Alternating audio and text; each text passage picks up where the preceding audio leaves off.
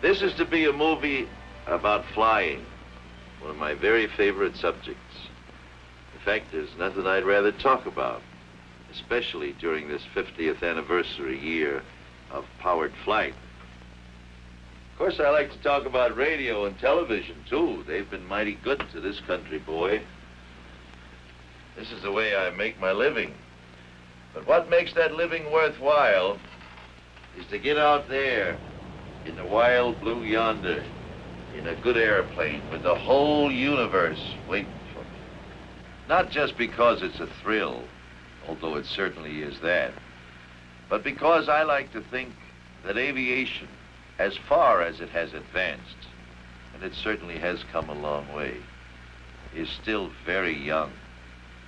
Oh, we've come a long way since the days when my good friend, the ace of aces, Captain Eddie Rickenbacker, used to fly around in France in those Spads. The Dean of Aviation. Just think, he's been flying for nearly 40 years. Why, it's only 50 years since the Wright brothers. You know, they call me one of the old-timers in aviation, but I didn't begin to fly in earnest until 1929.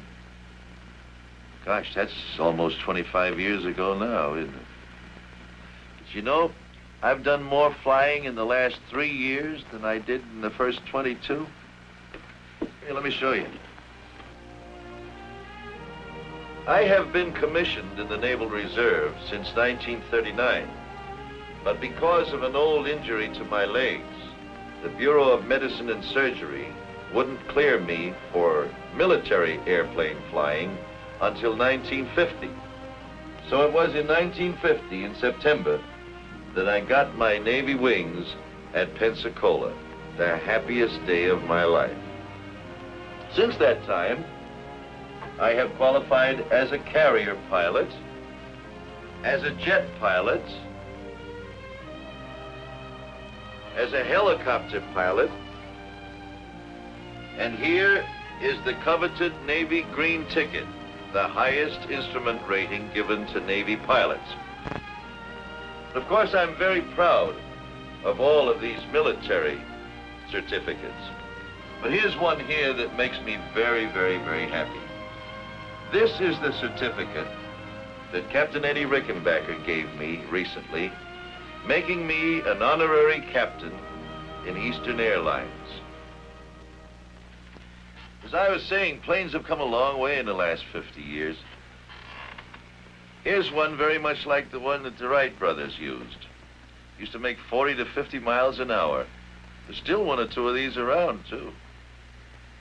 It's a funny-looking affair, but most of the basic principles we use today were developed in this plane. It didn't fly high, and it didn't fly far, but by golly, it flew. Looks kind of like an overgrown box kite, doesn't it? Well, you can take it from me, it feels like one, too, when you're up in it.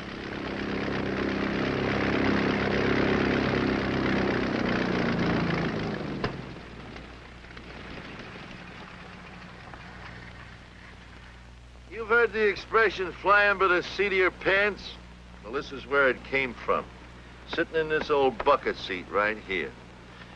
See, the Wright brothers had no instruments of any kind, except a little old oil gauge down here. It tells you got some oil pressure back there.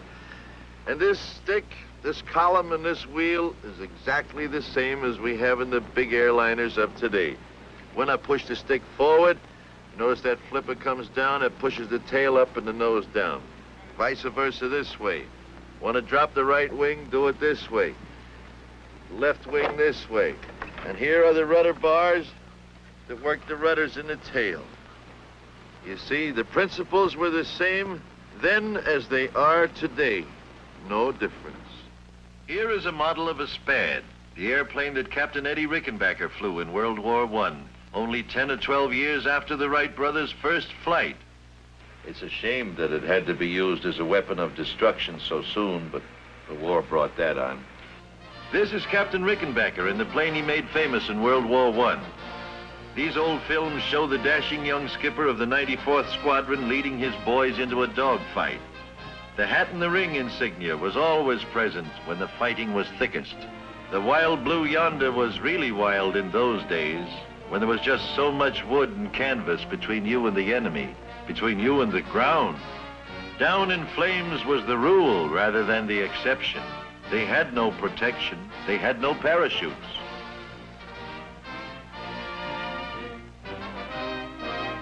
Yes, they paid a high price, but it was through Captain Rickenbacker's exploits in World War I that the terrific fighting power in the airplanes was made known to man. This little Spad carried a very powerful engine for those days and often flew up to 135 miles an hour straight down. There aren't many of them left, but here comes one of those old-timers now.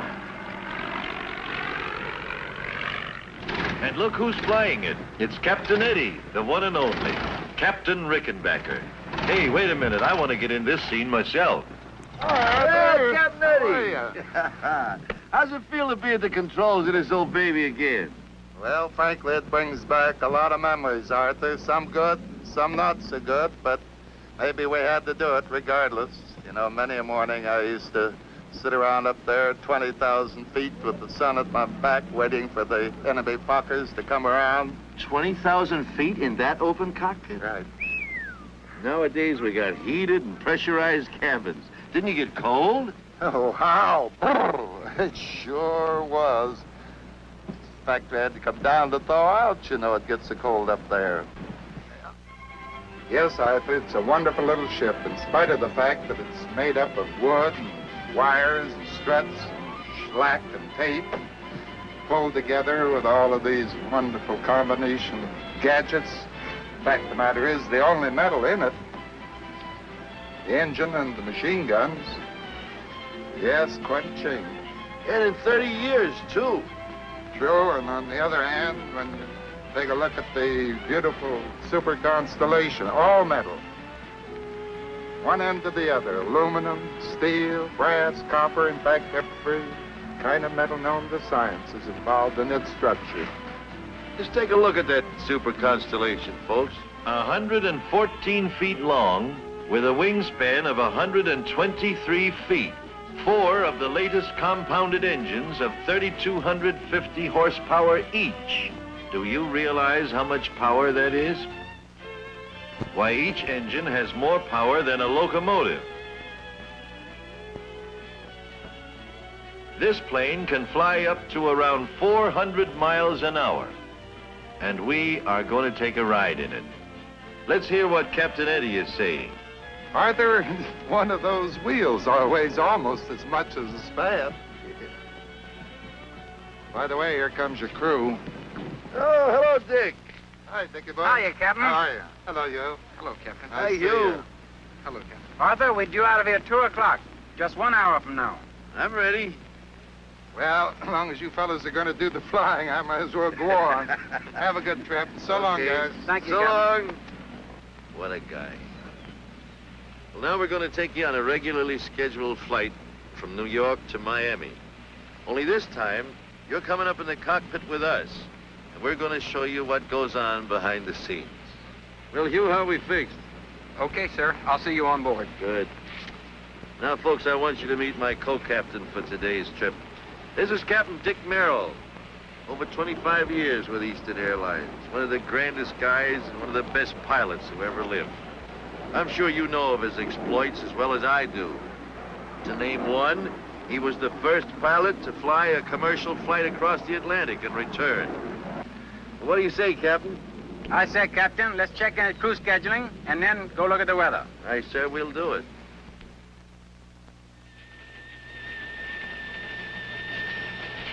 Oh, boy, look at that beautiful high. Yeah, but look at this front back here. See, how fast is that front moving? About 25 miles per hour to the east, Captain. Here's the latest map.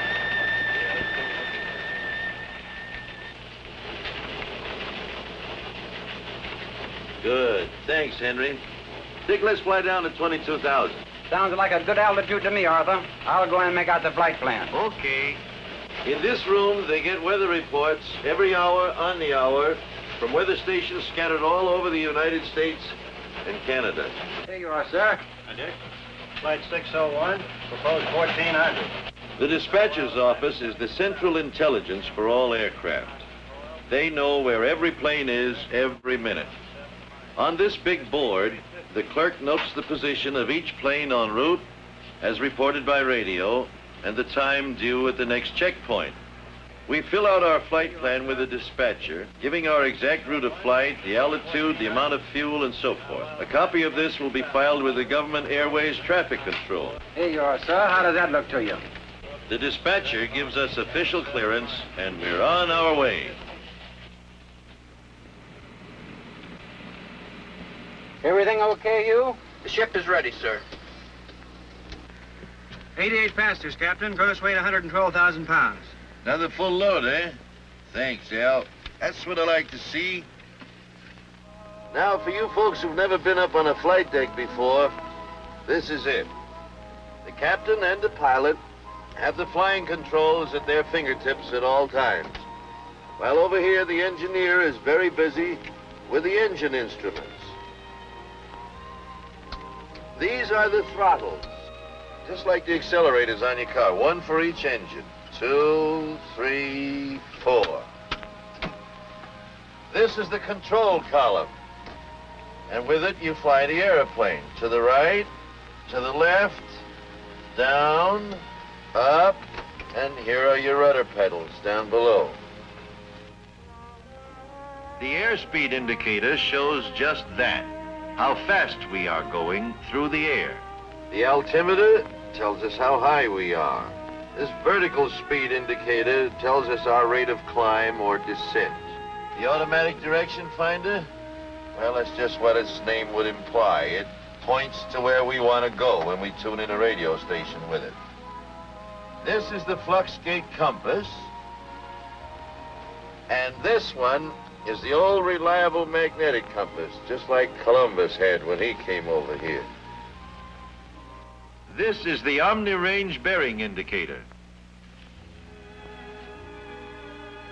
This is the localizer and glide path indicator, about which we'll talk a little bit more later. This is the artificial horizon. It shows the attitude of our plane with reference to the real horizon. Of course, you know that we have radio contact at all times, ship to ground, 2 or 3 transmitters and receivers.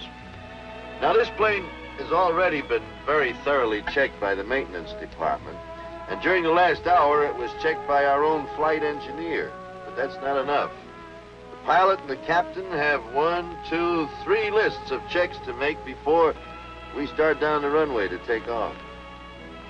Okay, Dick, we'll do the before starting engines check, huh? Right. Oxygen mask.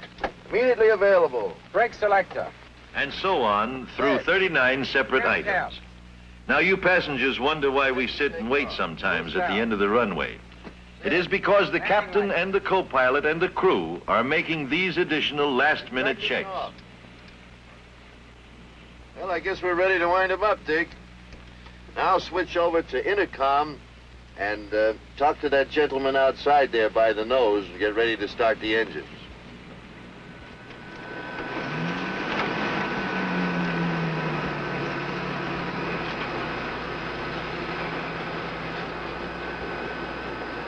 Ground to cockpit. Clear to start. Ready to start. Start 3. Turning 3.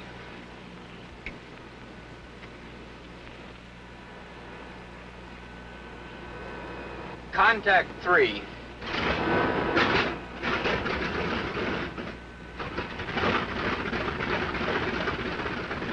Clear to start 4. Start 4. Turning 4. As soon as the second engine starts, the ground crew checks with the cockpit. Hydraulic pressure up. Now the safety pins can be removed from the 3 landing wheels. Otherwise, they could not be retracted when the plane is in the air. Clear to start 2. The same routine is followed for each engine. Clear to start 1.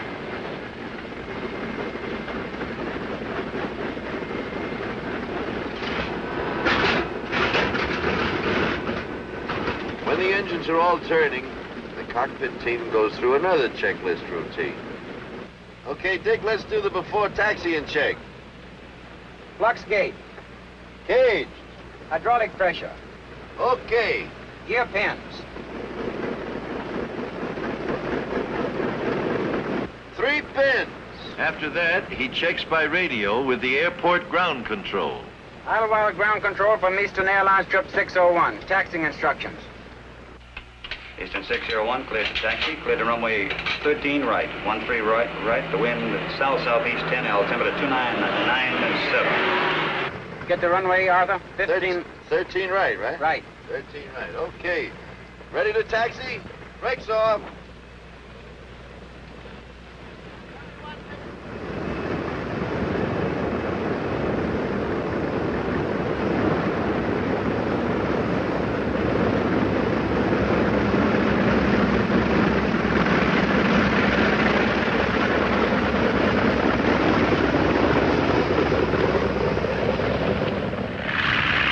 Ground control having given us permission, we taxi over to the warm-up block. You notice they told us which runway to use and the wind direction.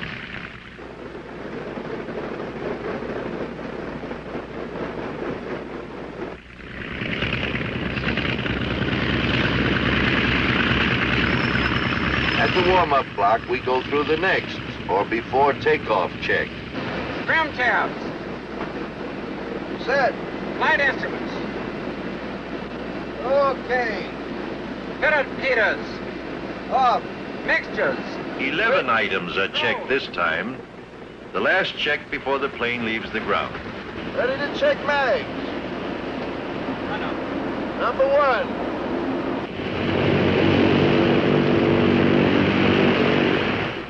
Left. Move. Right.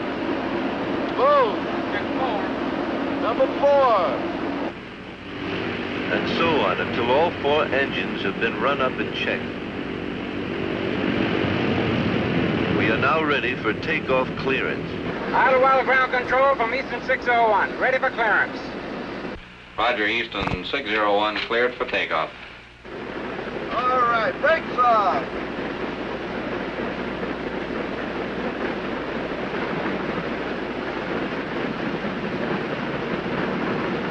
Clear for takeoff.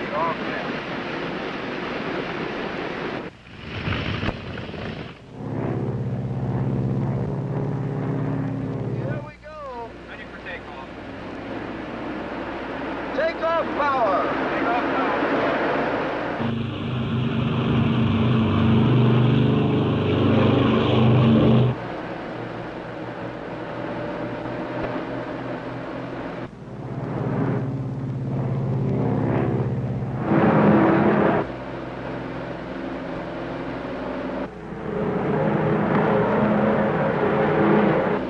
Gear up. Gears coming up.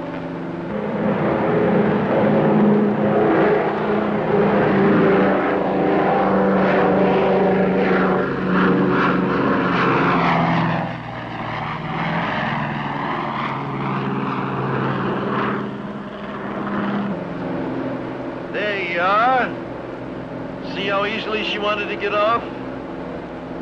Big as this Super-Connie is, she wants to fly right on off of there.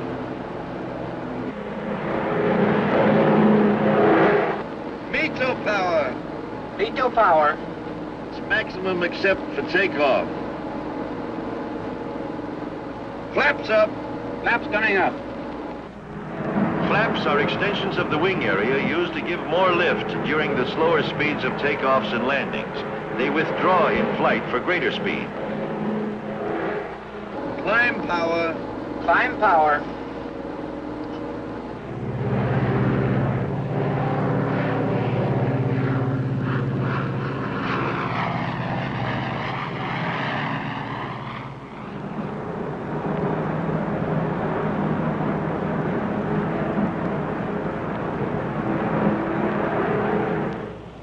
Do you care for magazines, sir?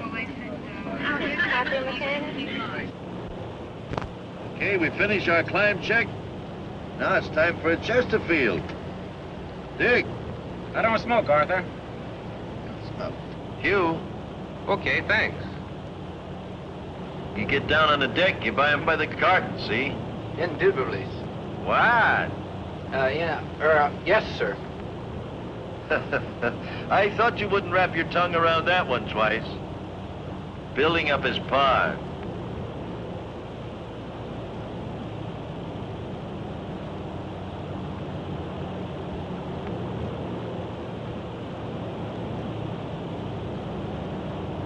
Oh boy, this is the life. Hey, there goes that northbound Silver Falcon. That's one of Eastern Airlines' wonderful twin-engine planes. The new type that has superseded the beloved old DC-3. It's the most advanced twin-engine commercial plane in the air today.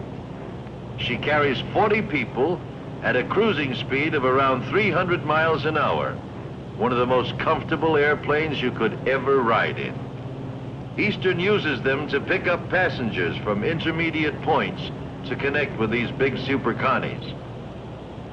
It's a wonderful airplane, that Silver Falcon.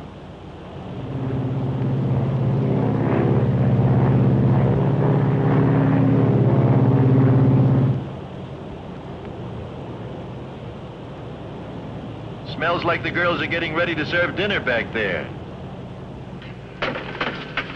Gwen, the water's hot for tea if anyone cares for anything. Thank you, Al.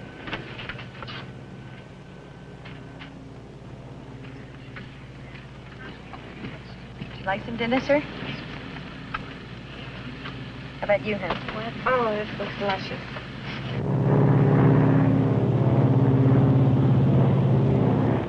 Okay, let's level off here. Cruise power. Cruise power. Now, people often ask me, I can figure out how you do this in good weather and over land, but how do you navigate when you're up over the clouds and over the ocean? Well, honestly, it's so simple, I hate to tell you. Well, for direction, we have the compass, the automatic direction finder,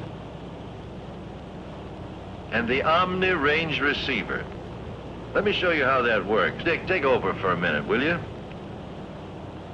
Look, let me show you how it works. This up here and draw you a little map. Let's come on down here. We draw the coastline down through Atlantic City, on down here to Wilmington, Myrtle Beach, on down the coast very crudely. We're flying along out here somewhere. We've got an Omni radio station here in Atlantic City. We've got another one here at Norfolk, and we've got another one down here at Myrtle Beach. So we tune in this station here. And on our little dial window I showed you a minute ago, it says that we bear from that station, say 300 degrees. Well, we draw a line of 300 degrees magnetic true bearing right through that station, which extends out here somewhere. We are somewhere along that line, but where? Okay, so we tune in this next station down here. And that one says in the little window that we have got a bearing of, say, 260 degrees. So we draw a line through that station at 260 degrees true. And where those two lines cross, that is where we are, right there. A little snooze, a few hours have gone by, and we are now approaching Miami. Now we'll show you what takes place in our approach and our landing.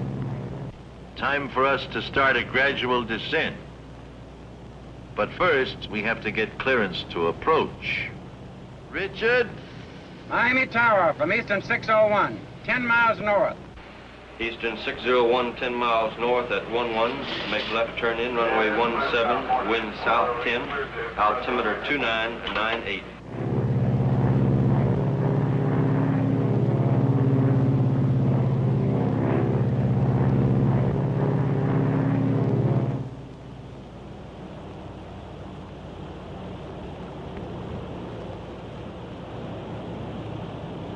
Okay, Dick, let's have about 60% flaps. Flaps coming 60.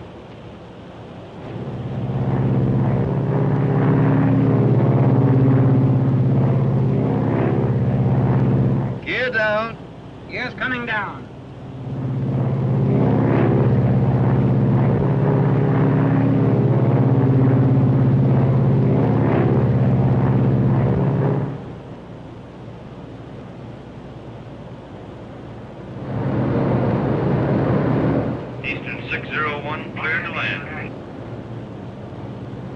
80% flaps.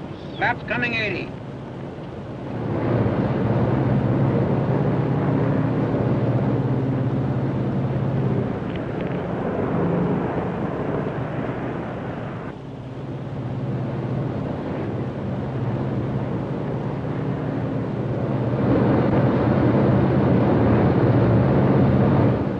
Full flap. Full flaps.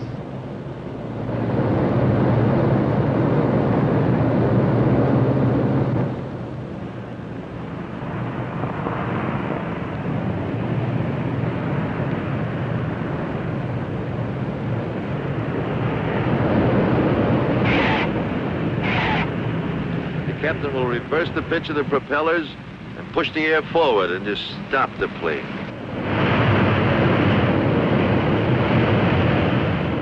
There. You see, that acts as a powerful brake. So next time when you're riding in an airliner and you hear the engines roar soon after you're on the ground, remember that's what he's doing, reversing the props to stop the airplane.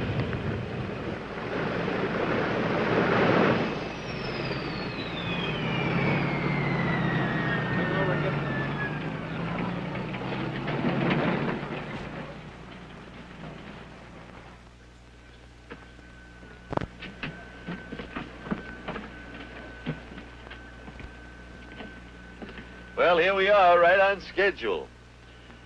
I hope you folks enjoyed this as much as we did. Of course, this was purely and strictly a routine flight with beautiful weather. But maybe we've been able to show you some things you hadn't seen before. But you know, I'll bet you right now some of you are saying, well, sure, this was nice, it was lovely weather, but what happens when the weather is bad? Well, believe me, it's still routine. You see, in the first place, up where these Super-Connies do most of the flying, the weather's always nice, way up on top of all the bad weather. Usually it's only on approaches to our airports that weather becomes any problem, and then not much. As long as we have half a mile of visibility and 200 foot of ceiling, no problem at all. Now, these minimums are arbitrarily set up by the Civil Aeronautics Administration in the interest of general safety. Actually, we can land one of these airplanes when the minimums are 00. Let me show you. Here we are flying on instruments. We're in the clouds. It's one of those nights that the birds aren't even walking. We have been cleared to make an instrument approach. We have been cleared to the outer marker. This point we call the outer marker is located approximately 5 miles from the end of the runway. A light flashes on the cockpit panel. At the same time, the ADF needle indicates the passage of the marker, and we also get an audio signal. And at this point, the glide path is intercepted. The glide path is a sloping radio beacon down which the aircraft should make its descent to the runway, and is indicated by the horizontal needle. When the needle is centered, the aircraft is on the glide path.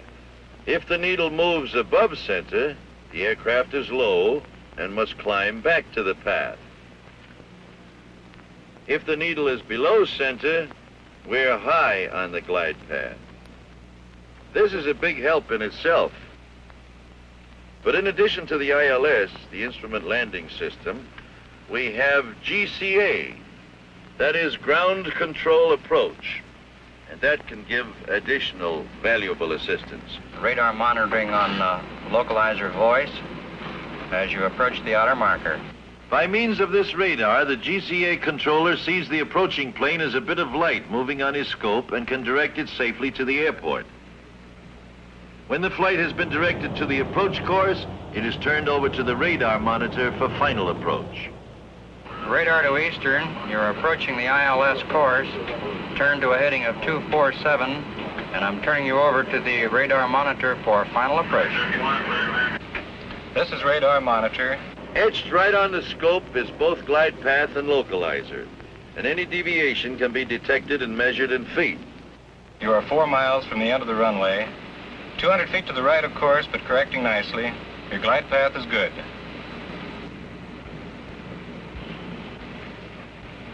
You are 3 miles from the end of the runway. Your course is good. Glide path slightly low, but okay. You are 2 miles from the end of the runway. Your course is good. You're now approaching the middle marker. You're over the middle marker. The approach light should be coming into view. Approach lights in view. Thank you, GCA. That column of lights ahead shows the approach to the end of the airport runway. Each bar of light is 100 feet apart, and that ball of light traveling away from us at such a high rate of speed is leading us right to the approach end of the runway itself. The green lights mark the start of the runway, and the border lights on each side stretching out into the distance outline a 1.5 miles of airstrip just waiting for us to land on. So you see, it really isn't too difficult. Actually, we use these landing aids every day in good weather and bad to keep in practice. And practically all of the airports that we use are equipped with them. The thing to remember is that it's all figured out. Nothing is guesswork. It's still routine. Now I'm going to show you the most amazing demonstration of power in an airplane you've ever seen. Let's go back upstairs.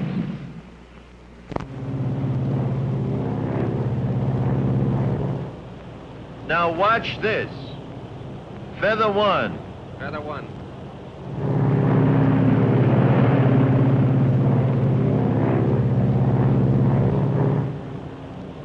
Feather 2. Feather 2.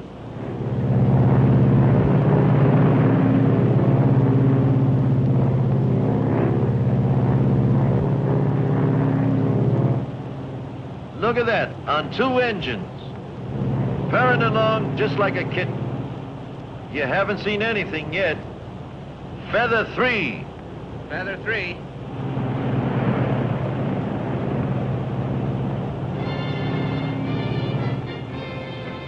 Boy, oh boy, look at that.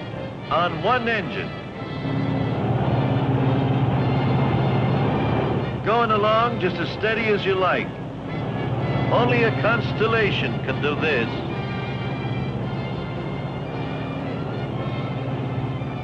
Why do we have all that tremendous reserve of power? Because, my friends, power means safety. That's why this Super-Constellation is the most dependable airliner in the world today. Okay, Hugh, bring in 1. Unfeathering 1.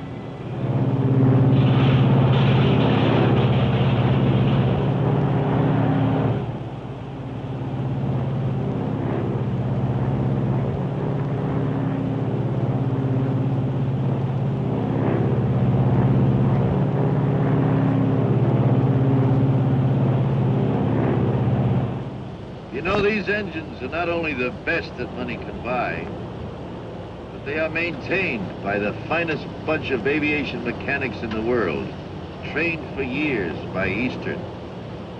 You know, you can have the best captains and the best pilots in the world. They can't do much good if the engines don't run. We've got the best mechanics in the business in Eastern. Doesn't that inspire confidence?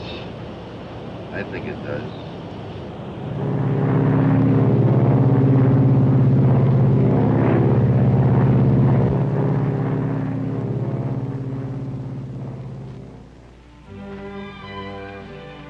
Well, we all have our dreams, I guess. I never did aspire to own an airline, but I always wanted an airplane of my own, even when I was a kid.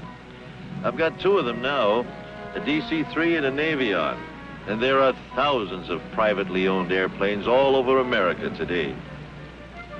This is the little airport or landing strip that I use when I fly home to Virginia. That's my Aviation coming in there. A single-engine plane. We can go most anywhere in it. It has all the technical facilities and instruments that the big planes have. Besides an Aviation, I have a DC-3. That's my Air Force.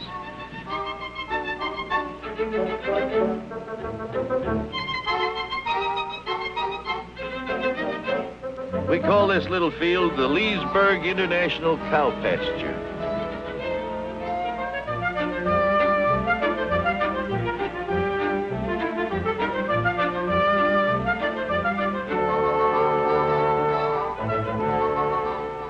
Cows out there give 100-octane milk. Of course, these are reciprocating engines here. We have the regular jet engines like we use in our military aircraft. This is a Lockheed F-94C Starfire.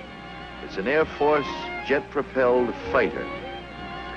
You see, these jet engines, contrary to what I'm afraid is too popular a belief, are not the lethal things they're cracked up to be. As a matter of fact, they're so quiet and so vibrationless that to ride behind one of them is a real comfort. We're hoping someday soon that our commercial transports will be jet-propelled. You see, a jet engine has no propeller. The air is drawn in through the intake ducts just forward of the wings, compressed and mixed with burning fuels to produce a powerful jet of exhaust gases which are expelled aft. The mechanism involved in reality is much simpler. The propeller is replaced by an air compressor. There's a combustion chamber into which we inject fuel to expand the air and increase its velocity. And installed in the path of the exhaust gases is a turbine to drive the compressor.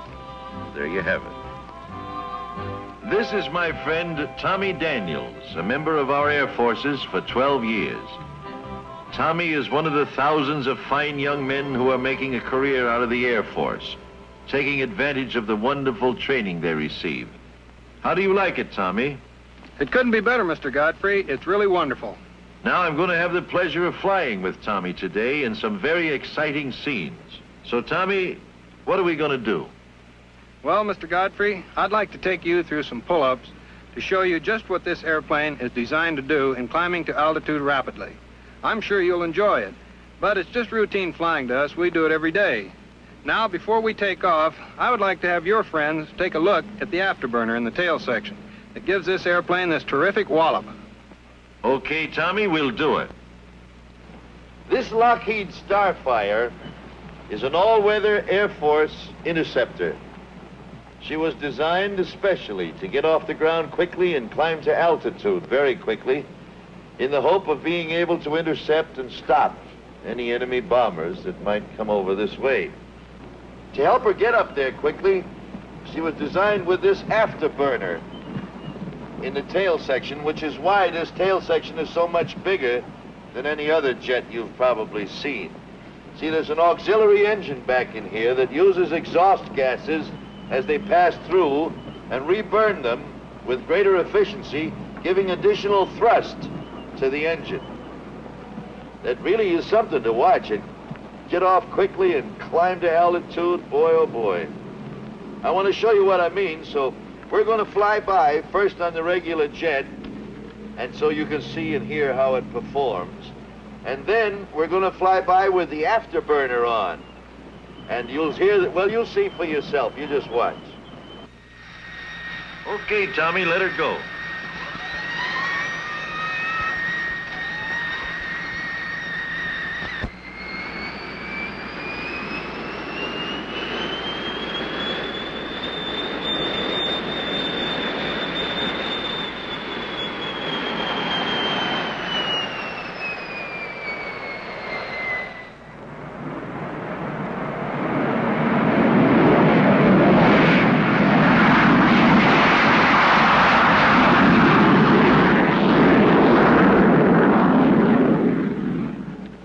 We are approaching you now on straight jet.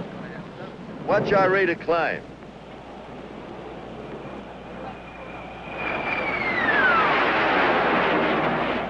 Now we are approaching with the afterburner in operation. Watch the increase in this climb.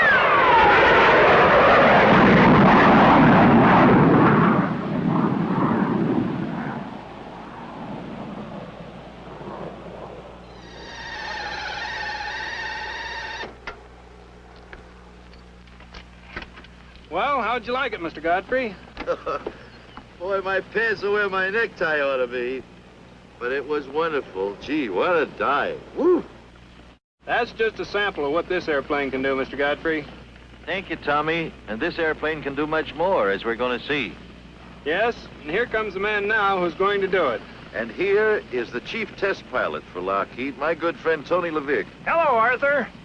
It's good to see you. Well, if you think those pull-ups were something, Arthur, just watch and I'll show you how easy it is to penetrate the sound barrier with this airplane.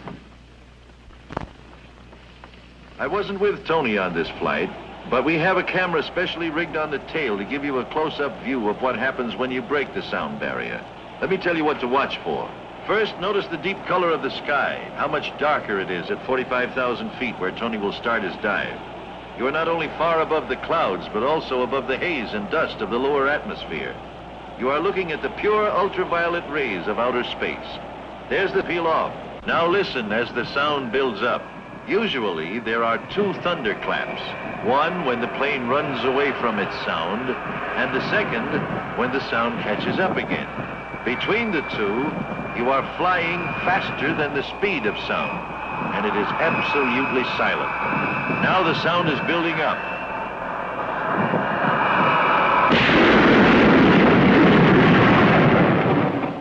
The sound barrier has been broken. This is the silence of supersonic flight. Now the pullout is being made. Listen to the noise when the sound catches up.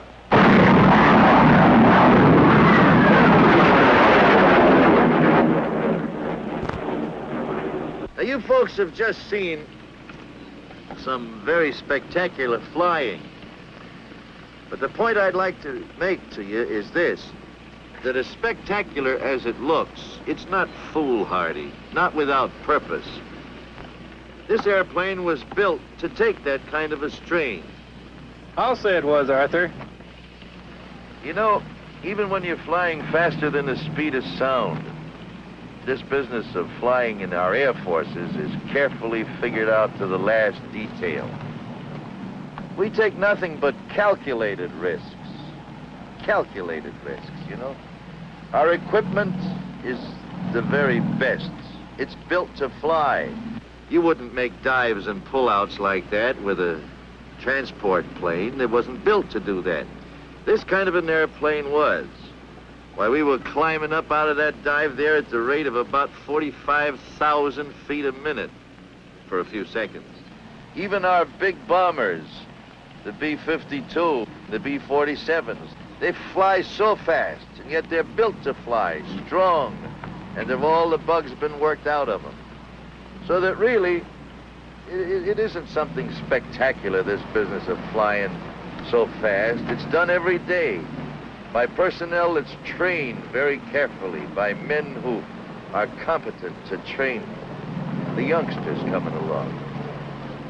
Your son that joins the Air Force or the Naval Air Service, never fear but what he'll get the very best possible instruction, that every precaution will be made to look out for his safety. Sure, there's danger to it. There's danger to crossing the street. It takes a special breed of cat to fly these things. This can't be done by any namby-pamby. That's why all the men you know who are pilots are such wonderful young men. You young fellas looking for adventure, looking for real life, something you love every minute of it, you go and see the nearest Air Force recruiting officer, or the nearest naval officer procurement station, or the nearest air station someplace. Talk to them about it. It's a wonderful life. You'll love the years that you spend there, and you'll use the experience all the rest of your days. Join up. We need you. So now let's get back to the man who knows most about where air transportation is going. Hello, Art. Well, Rick, we've told the story pretty good up to now, I think. What would you say we can look forward to in the next few years? Well, Arthur, you've been talking about jets. You know, it won't be long until we'll be flying from New York to Miami in a matter of 2 hours, San Francisco in 5, and to London in 5 to 5.5 hours. And at altitudes from 35,000 feet to 45,000 feet. In fact, we'll be landing and taking off in most any kind of weather. Well, that's fine. That's wonderful, Rick. Our planes are flying faster all the time. But what are we going to do about this business of getting from the airport to town and from town to the airport? Doggone, sometimes it takes you longer to do that than it does to fly where you're going. I know. And we're going to be doing something about that too, Arthur. It won't be long until you'll be going to your midtown terminal. There you'll step into a express elevator and be whisked to the top of the building. There a commodious helicopter will be awaiting to take you, baggage and all, and deposit you at the main airport in just a matter of minutes. And not only from downtown, Arthur, we're going to have feeder lines of helicopters coming in from all the surrounding communities. We're going to make flying better and faster. We're going to make flying available to still more people.